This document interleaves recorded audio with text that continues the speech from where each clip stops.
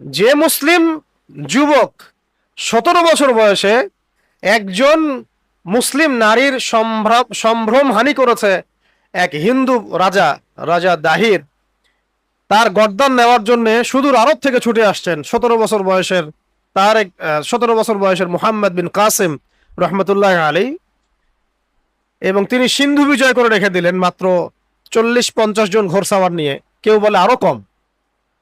40-50 জন ঘোড়সাওয়ার নিয়ে একজন মুসলিম নারীর ইজ্জত হরণ করেছে বা চেষ্টা করেছিল রাজা দাহির। এই জন্যে তিনি সেনাবাহিনী নিয়ে এখানে আসলেন, এসে সিন্ধু জয় করলেন, যুদ্ধ করলেন, জিহাদ করলেন। সেই 17 থেকে 20 বছর 25 বছরের জেনারেশনের অবস্থাটা আপনারাই দেখেন আজকে কোন জায়গায়। ফুটবল নিয়ে পড়ে আছে, বিশ্বকাপ নিয়ে পড়ে আছে, ফ্ল্যাগ নিয়ে পড়ে আছে, জান দিয়ে দিচ্ছে, মারামারি করতেছে। নিজে আধা ঘন্টা ফুটবল খেলেন, অসুবিধার কিছু নাই, এখানে আপনার উপকার আছে। ফিজিক্যাল ফিটনেস ভালো হবে, ঘামবেন, ভালো খাবেন, ভালো ঘুম হবে, ব্রেন শার্প হবে, এবং এটা দরকারও আছে, ফিজিক্যাল ফিট থাকা দরকার।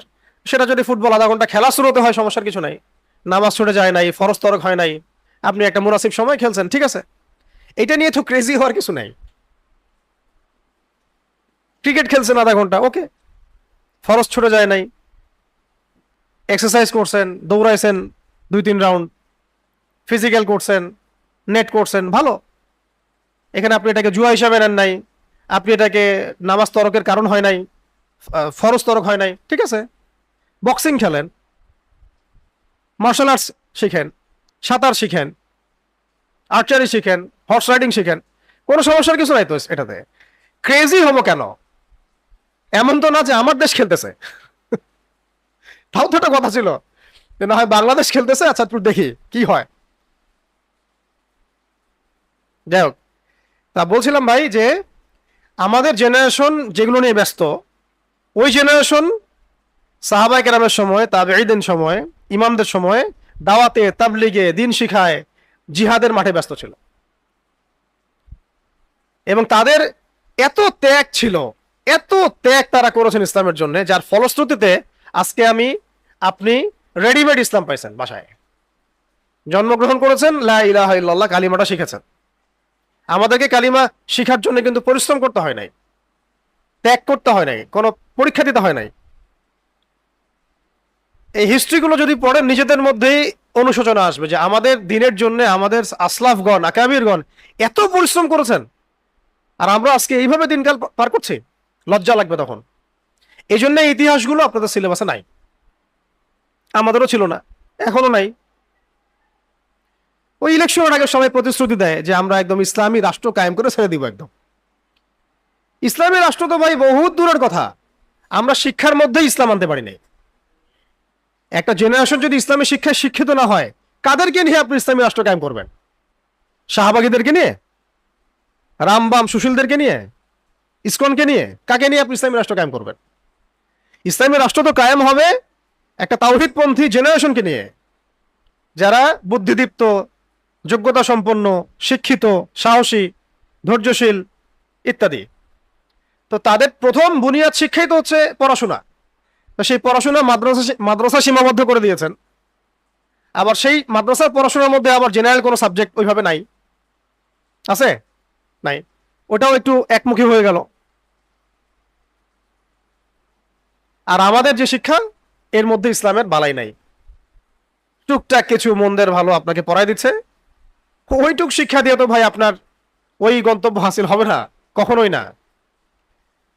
সাহাবায়ে কেরাম রাদিয়াল্লাহু আনহুম আজমাইন এত বড় মানুষ হওয়া সত্ত্বেও সারা দিন রাত নবী সাল্লাল্লাহু আলাইহি ওয়াসাল্লামের দরবারে পড়ে থাকতেন দিন শেখার জন্য। আর আমরা কোরআন খুলতেছি মাসে একদিন, বছরে একদিন। সিলেবাসে কোরআন নাই, তাই নিয়মিত খোলা হয় না। যেহেতু এই বইগুলো সিলেবাসে আছে, নিয়মিত খোলা হয়। না খুললে আপনি পরীক্ষায় পাশ করতে পারবেন না, এবং পাশ না করতে পারলে আপনার চাকরি হবে না। তাহলে গলায় দড়িটা কোন জায়গায় দেওয়া হয়েছে এটা কি বুঝতে পারছেন?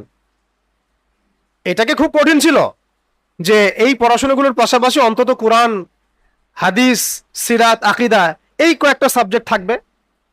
মোটেই কঠিন ছিল না, কিন্তু আমরা এটা করতে চাই নাই, করি নাই, এবং হয়তোবা আমাদের করার কোনো নিয়ত নাই। ইসলামী রাষ্ট্রের কথা বলি, শিক্ষার মধ্যে ইসলাম ইম্পোজ করতে পারলাম না। কত বছর হয়েছে স্বাধীনতার? 50, 55।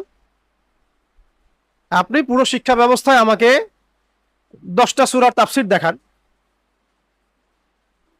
1000টা হাদিস দেখান, আকীদার একটা বুনিয়াদি বই দেখান, সিরাতের একটা বেসিক বই দেখান যে পড়তেছে ছেলেপেলেরা, মেয়েরা। ছেলেরা তো তাও মাশাআল্লাহ টুকটাক পড়াশোনা করার চেষ্টা করে, আমরা টুকটাক ভাঙাচোরা যা পারি। এছাড়া মসজিদে যায়, তারা মাদ্রাসায় মাঝে মাঝে যায়, ওয়াজ মাহফিলে যায়, সেমিনারে বসে। মেয়েদের অবস্থা, মেয়েরা, হিন্দু হিন্দু ছেলেরা তো এমনি এমনি মেয়েদেরকে টান দিচ্ছে না। কাদেরকে টান দিচ্ছে? যাদের ইসলাম, দিন, আল্লাহ, রাসূল সম্পর্কে কোনো ধারণাই নাই। তো মেয়েদের কি হবে? কে শিখাবে ওদেরকে?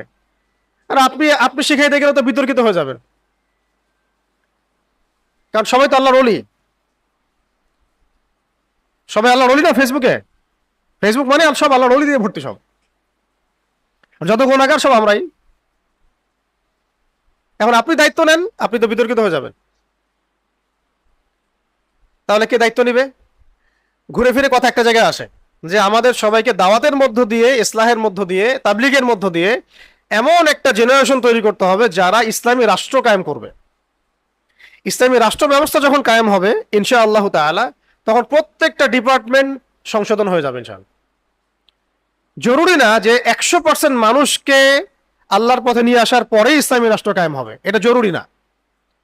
মদিনায় যখন ইসলামী রাষ্ট্র কায়েম হয়েছিল, তখন সেখানকার একটা অংশের মানুষকে নিয়ে ইসলামী রাষ্ট্র কায়েম হয়েছে। বাকিরা কিন্তু ইহুদি, কেউ পৌত্তলিক, কিছু হয়তো টুকটাক নাসারা, আর কিছু আছে বিধর্মী, কিছু আছে বেদুইন। তারা কিন্তু ইসলাম কবুল করে নাই। করছে না। ইসলাম কবুল করেছে দুই শ্রেণীর মানুষ, আনসার, মুহাজির। আনসার, মুহাজির। এবং আনসারদের মধ্যে মাত্র 2টা গোত্র, আওস এবং খাজরাজ। আওস এবং খাজরাজ, এই 2টা গোত্র ইসলাম কবুল করেছে। আল্লাহ পাকের মহা শুকরিয়া যে ওই 2টা গোত্র ছিল তৎকালীন মদিনার অনেক শক্তিশালী গোত্র, যারা একটা কথা বললে আরো 10 জন এই কথা শুনবে। এই 2টা গোত্র যখন ইসলাম কবুল করলো আলহামদুলিল্লাহ, তখন নবী সাল্লাল্লাহু আলাইহি ওয়াসাল্লাম মুহাজির সাহাবীদেরকে নিয়ে সেখানে হিজরত করলেন, ইসলামী রাষ্ট্র কায়েম হলো।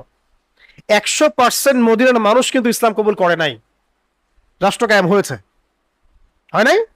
তো এটা জরুরি না যে বাংলার জমিনে 100% মানুষকেই মুসলমান হইতে হবে বা তাওহীদপন্থী হয়ে যেতে হবে, শরিয়াপন্থী হয়ে যেতে হবে, তারপরে ইসলামী রাষ্ট্র কায়েম হবে। এটা নট নেসেসারি। অর্ধেকও যদি হয়, অর্ধেকের কম হয়, বেশি হয়, তবুও এটা সম্ভব, তবুও সম্ভব। আপনাদের সামনে একটা ছোট্ট উদাহরণ দেই। জুলাই, তো জুলাইয়ে সব মিলিয়ে রাস্তায়, মাঠে, ময়দানে কত পার্সেন্ট মানুষ ছিল ইন টোটাল পপুলেশনের? 5%, 10%, 20%? আপনারাই বলেন। অত হবে না। বাকিরা কোথায় ছিল? ঘরে, অনলাইনে, বা তারা অবজার্ভ করতেছে কি হয়। কেউ বলতেছে ফিতনা, যাওয়ার দরকার নাই, বা কেউ হাইট থেকেই সহযোগিতা করছে, এরকম।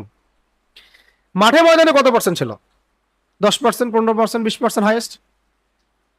বাকিরা যে যার জায়গায় ছিল। পরিবর্তন হয় নাই, একটা অভ্যুত্থান হয় নাই। এটাকে উদাহরণস্বরূপ সামনে রেখে এভাবে চিন্তা করতে পারেন যে ইসলামী রেভলিউশনের জন্যও 100% মানুষকে রাস্তায় নামার দরকার নাই। বুঝতে পারতেছি কথা?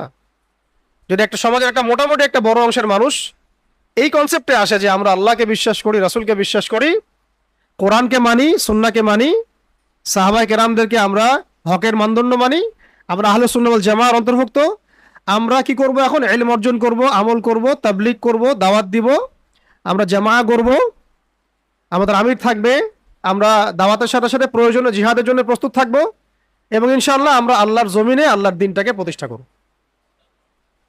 এবং আমরা দিন প্রতিষ্ঠা করলে আমাদের শিক্ষা, সংস্কৃতি, অর্থনীতি, আমাদের পরিবার, ব্যক্তিজীবন এবং রাজনীতি, বিচার ব্যবস্থা, সব কিছুকে আমরা কোরআন এবং সুন্নাহর আলোকে ঢেলে সাজাব। এই লক্ষ্যে যদি কাজ করা শুরু করে 20 বছর সময় লাগবে না ইনশাআল্লাহ, বাংলার জমিনে ইসলামী শরিয়া কায়েম হয়ে যাবে। 20 বছর সময় লাগবে না ইনশাআল্লাহ।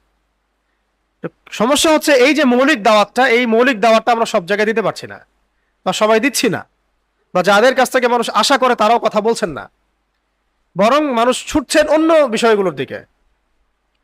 পশ্চিমাদের তন্ত্রমন্ত্রের দিকে, সোকল ডেমোক্রেসির দিকে, সোকল সেকুলারিজমের দিকে, কমিউনিজমের দিকে, ন্যাশনালিজমের দিকে, এগুলোর দিকে মানুষ ছুটছেন।